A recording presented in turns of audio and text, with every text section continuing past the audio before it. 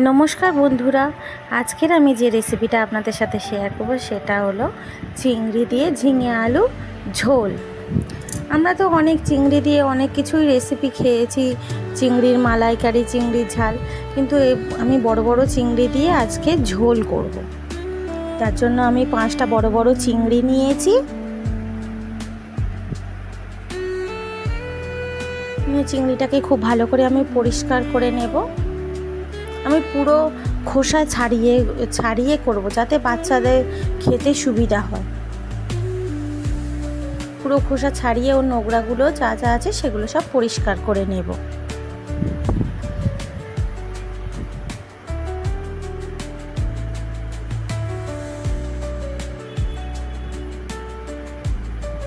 আর বন্ধুরা, আমার এই নতুন নতুন ভিডিওগুলো যদি আপনাদের ভালো লাগে তাহলে একটা লাইক, কমেন্ট, শেয়ার আর একটা সাবস্ক্রাইব করে দেবেন প্লিজ।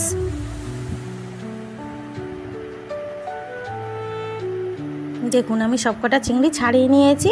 এবার কড়াইতে তেল গরম করে নিয়েছি, নিয়ে এবার কড়াইতে আমি ভালো করে ভেজে নেব চিংড়িগুলো। আমি নুন আর হলুদ দিয়ে দেবো, দিয়ে ভেজে নেব।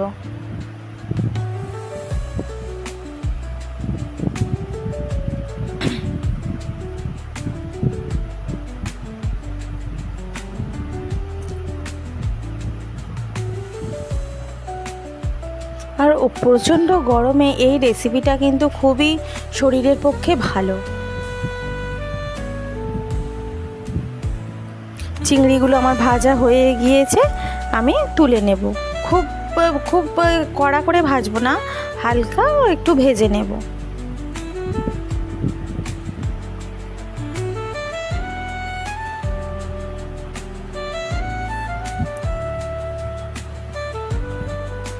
এবার আমি কেটে রাখা পেঁয়াজগুলো দিয়ে দেব।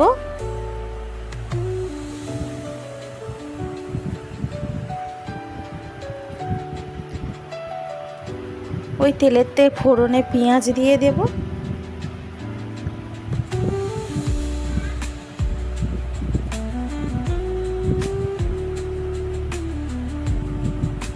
দিয়ে পেঁয়াজটা ভালো করে একটু ভেজে নেব তেলেতে, পেঁয়াজ আর লঙ্কাটা।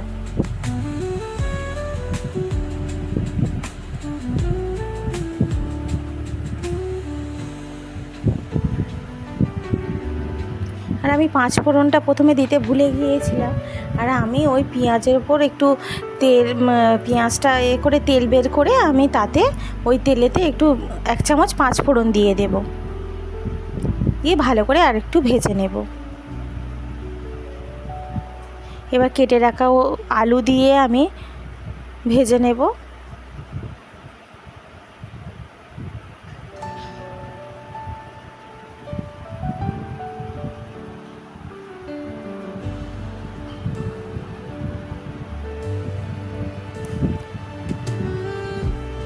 খুব ভালো করে আমি আলুটাও ভেজে নেব ওই মশলার সাথে। তাতে পরিমাণ মতন হলুদ আর নুনটাও দিয়ে দেব।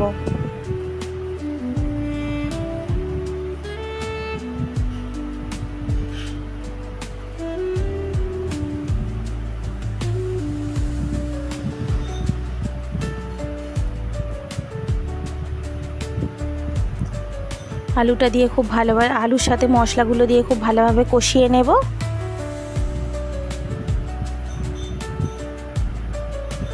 কষানো আমার প্রায় হয়ে গিয়েছে। এবারে আমি কেটে রাখা ঝিঙেগুলোও দিয়ে দেব।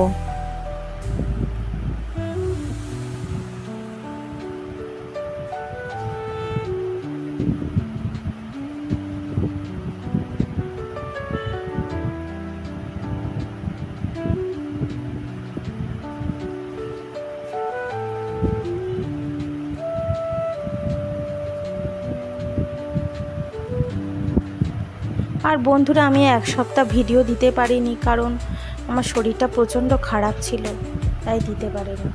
আর আমি একটু ভাজা মশলা, ধনে, জিরের, শুকনো লঙ্কা, তেজপাতার একটা ভাজা মশলা আমি 1.5 চামচ মতন দিয়ে দিলাম, দিয়ে ভালো করে কষিয়ে নেব।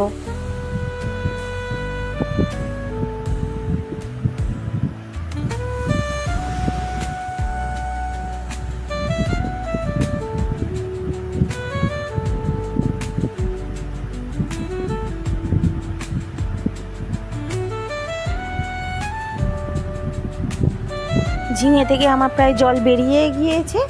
এবার আমি তরকারিতে জল ঢেলে দেব।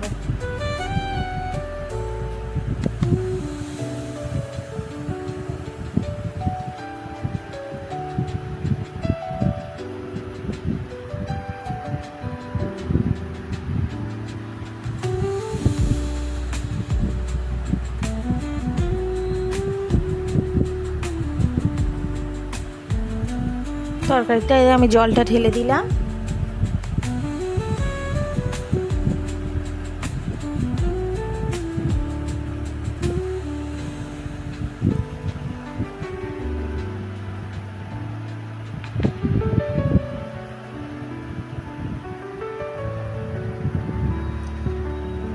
আর ওই আমি তো চিংড়িগুলো খুব মানে কড়া করে তো ভাজা হয়নি, একটু হালকা কাঁচা মতন ছিল, তাই আমি জল ঢেলে আমি সঙ্গে সঙ্গে চিংড়িগুলোও দিয়ে দেব, দিয়ে চাপা দিয়ে দেবো।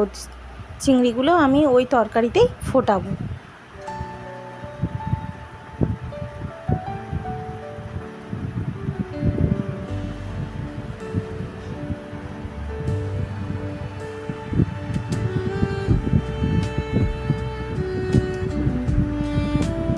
আলু আমার সিদ্ধ হয়ে গিয়েছে, এবার আমি তরকারিটা নামিয়ে নেব। খুব ভালো মতন সিদ্ধ হয়ে গিয়েছে।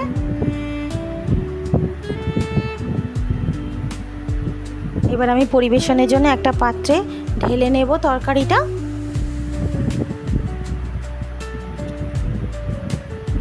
দেখুন বন্ধুরা, তরকারির কালারটা কত সুন্দর হয়েছে। আমি যেমনভাবে করেছি এইরকমভাবে বাড়িতে একবার খেয়ে দেখবেন, খুব সুন্দর হয়।